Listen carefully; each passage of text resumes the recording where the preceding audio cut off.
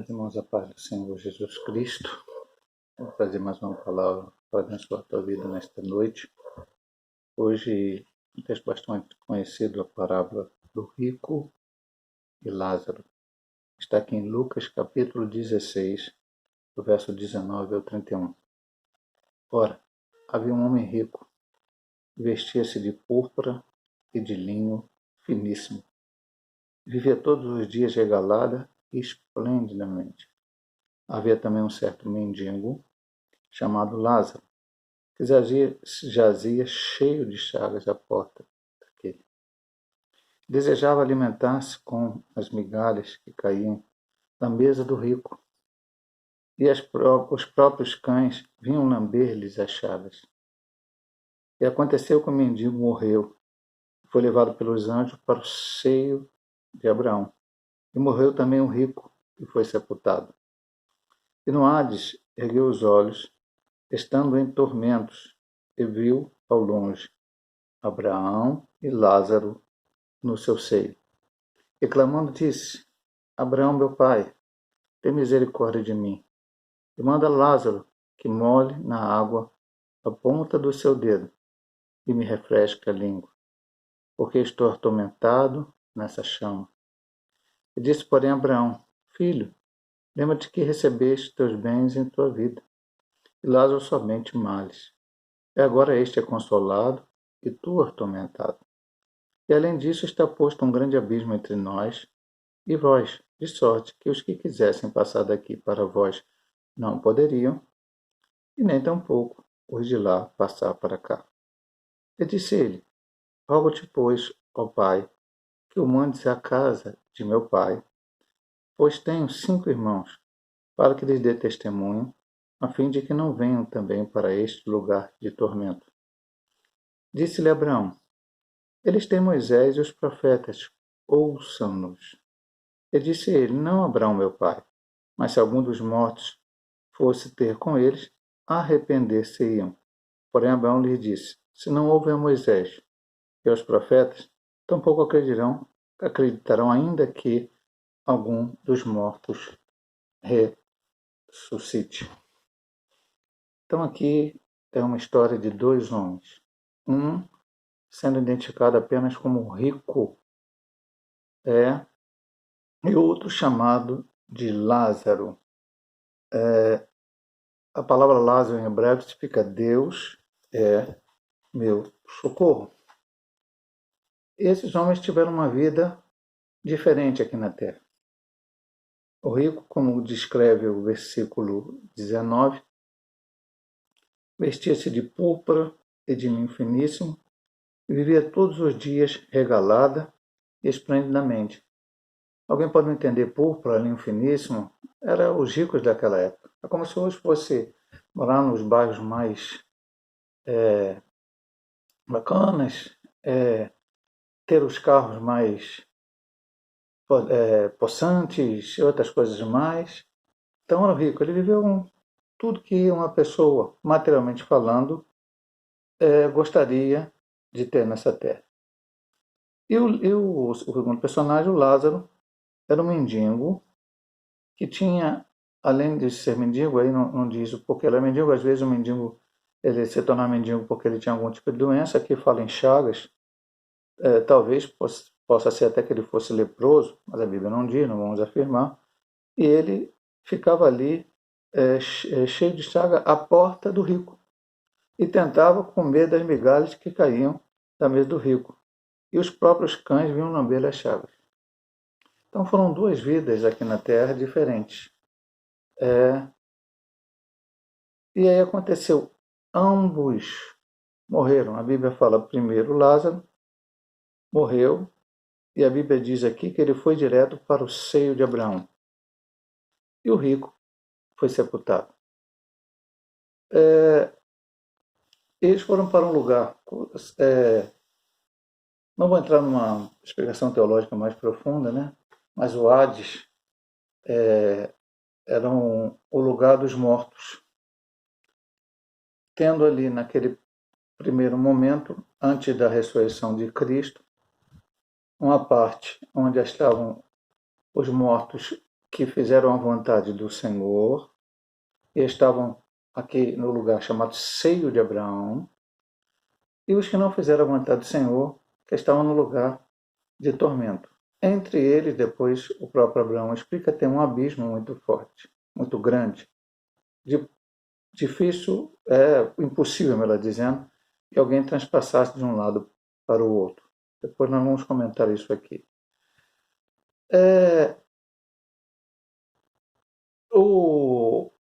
Depois, quando Cristo ressuscita, os salvos são tirados dessa parte e a Bíblia diz que eles são levados ao paraíso, ao terceiro céu, mas é um assunto para uma outra pregação futura. Estando lá no Hades, ele ergueu os olhos, estando em tormento, o rico, e viu Abraão e Lázaro no seu seio. Então ele teve uma ideia. Abraão, meu pai, tem misericórdia de mim, manda Lázaro que molhe na água a ponta do seu dedo, me refresque a língua, porque estou atormentado nessa chama. Quero dizer, desde já para nossos amados irmãos, que o castigo eterno de Deus para aqueles que não aceitaram a Cristo como seu único e eterno Salvador, nós cremos dessa forma, céu e inferno. Então, céu para os que aceitaram, inferno para os que não aceitaram. Esse castigo eterno não é um castigo de aniquilação, morreu, acabou, e aí não há nenhum sofrimento depois da morte, não. Acreditamos, como a Bíblia diz, que há sofrimento eterno. Tanto é que diz aqui que ele estava ali sob aquela chama, e ele ali ele não se consumia com aquela chama, ele estava ali e pediu para que, ele fez um pedido, né, na cabeça dele, era alguma coisa que podia, uma gota d'água, uma pequena gota d'água para aliviar o seu sofrimento. Quando o sofrimento era este? Nós pensamos aqui que uma gota d'água livraria ou atenuaria uma situação de alguém que está sob fogo intenso. Mas ele fez esse pedido a Abraão. E Abraão lhe disse assim: filho, lembra-te de que recebeste teus bens em tua vida e Lázaro somente males. E agora este é consolado e tu atormentado. Pastor, então quer dizer que os pobres vão para o céu, os ricos vão para o inferno? Não, de jeito nenhum, amado irmão. Na Bíblia não diz isso. Vai para o céu aqueles que aceitarem Jesus como o único e eterno Salvador da sua vida. É isso que o Senhor pede para nós. O Senhor não quer nada de nós. O Senhor não quer o nosso dinheiro, que na verdade cremos que nem nosso é, porque Ele que nos dá, a gente devolve para Ele alguma coisa quando damos uma oferta ou dízimo, mas também não é o assunto daqui hoje. Enfim, Deus não quer nada nosso. Deus quer que a gente aceite a Ele como Salvador. A partir do momento que aceitamos a Cristo como Salvador, aí nós vamos fazer coisas para Deus. Nós vamos fazer não para ser salvos, mas porque somos salvos. Vamos ter a motivação de querer fazer a obra do Senhor, a vontade do Senhor. Seja pobre, seja rico ou qualquer outra classe social. O problema aqui, e a Bíblia diz claramente, por exemplo, Jesus teve uma questão com um jovem que era bastante rico e chegou para ele e disse: Senhor Jesus, e farei para herdar a vida eterna? Jesus disse: olha só, tu cumpre o mandamento, não adulterarás, não matarás, não dirás falso testemunho. Citou alguns mandamentos bíblicos do Antigo Testamento. Ele disse: sim, eu cumpro esse mandamento. Jesus falou para ele assim: vai e faz o seguinte, vende tudo que tens, dá aos pobres e vem e segue-me. E aí ele se estava triste porque ele era muito rico e ele não quis abrir mão dos seus bens materiais. E aquele texto não fala só de bens materiais. Abrir mão, muitas vezes, de coisas em nossa vida. Às vezes não queremos abrir mão. Porque queremos viver a nossa vida do jeito que a gente acha que tem que viver. Mas para servir a Cristo, temos que fazer a sua vontade e o seu querer. Então, não é questão de ser rico. Ali, pastor, mas eu estou citando o exemplo de um rico. José de Arimateia era rico. Outros homens da Bíblia Sagrada eram ricos. E aceitaram Jesus, não deixaram de ser ricos. E a Bíblia fala de muitos pobres. Judas era um pobre. Tanto era pobre, Judas Iscariote, que ele roubava. Né? Bem que o rico rouba também, né? Mas Judas ali, um discípulo, foi pego ali para estar com Cristo, roubava, perdeu a sua salvação. Depois se matou. Então não quer dizer que todos os pobres vão para o céu e todos os ricos vão para o inferno. Não. Vai para o céu aquele que aceitar a Cristo como Salvador, seja rico ou pobre, vai para o inferno aquele que não aceitar a Cristo como seu único e eterno Salvador.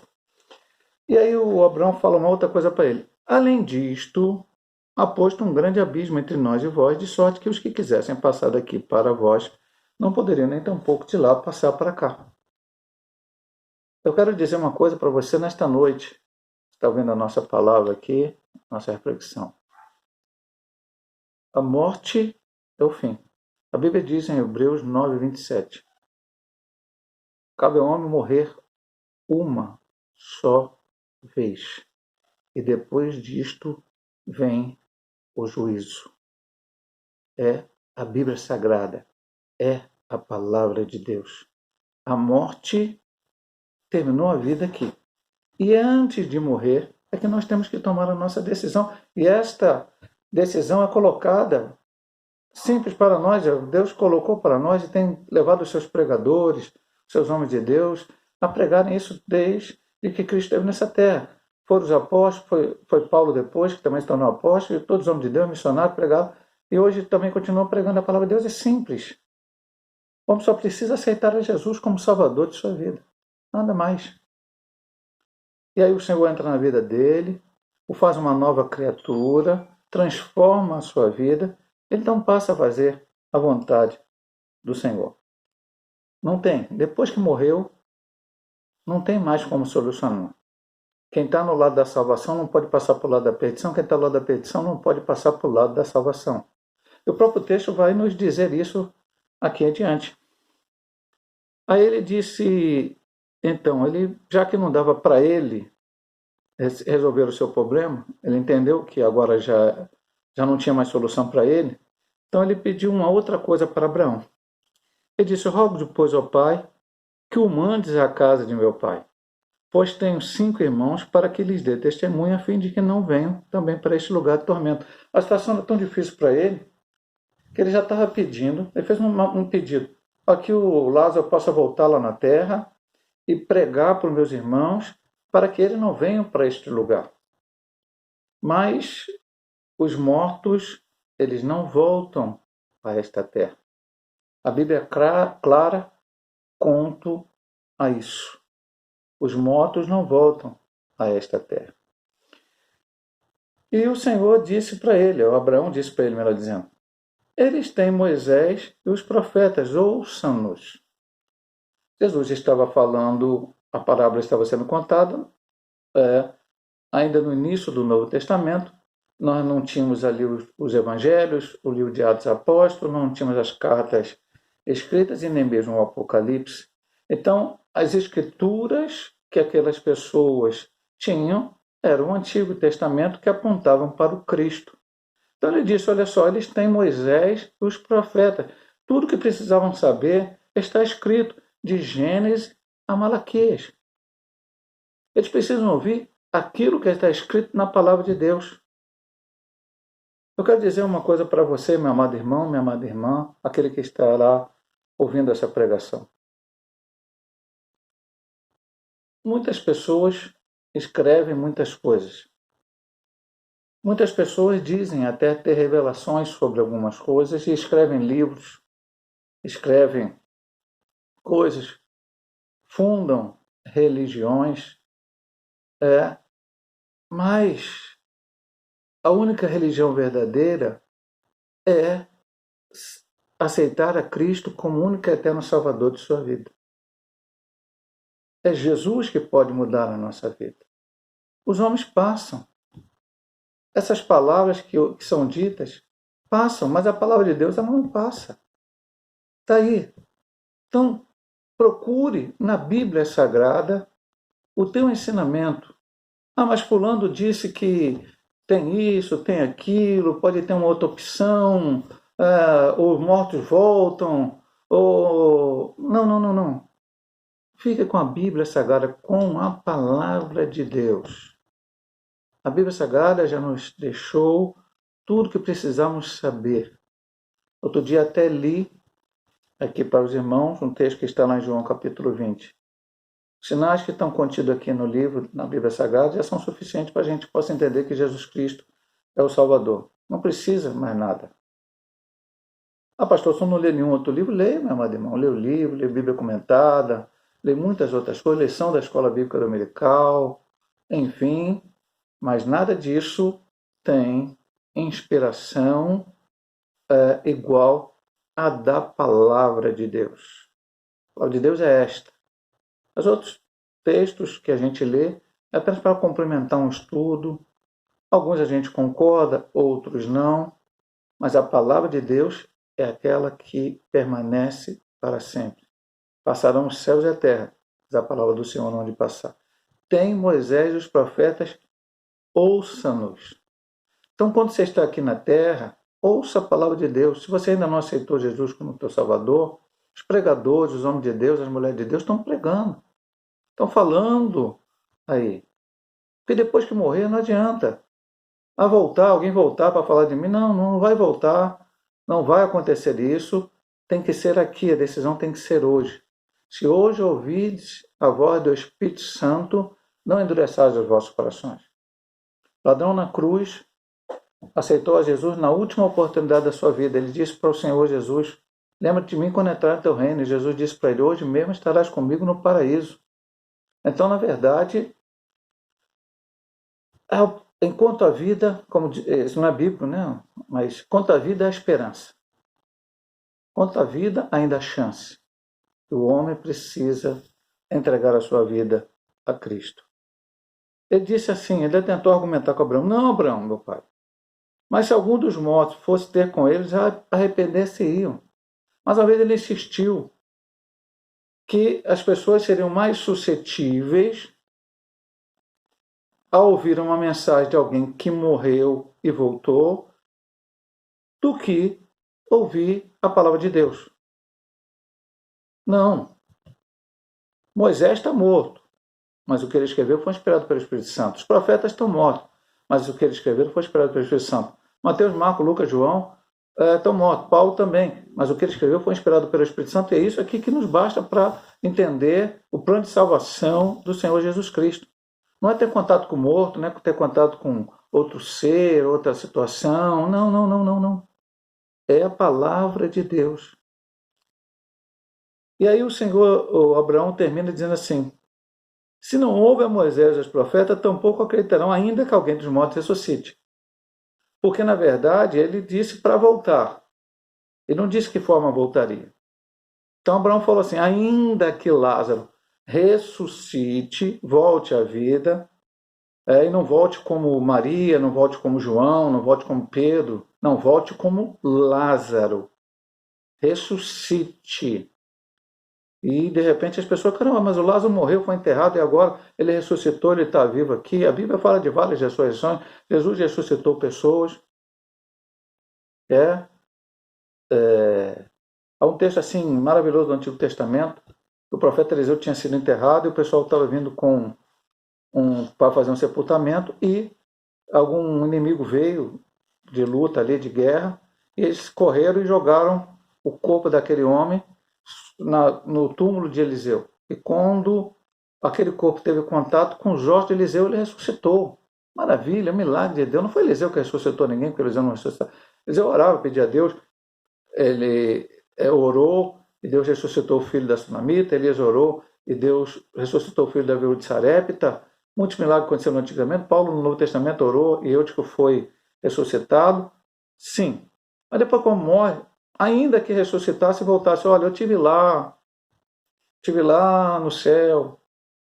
E aí, porque no caso aqui, não ia voltar, a oração é para voltar. Aí o Lázaro ia chegar, o que o Lázaro ia pregar para ele? Não, eu estive lá no céu, estive lá no Hades, estava lá com Abraão, aí o teu irmão chegou, falou para mim, falou para Abraão, pediu para eu voltasse, eu estou voltando aqui para você não ir, porque o lugar lá é muito ruim.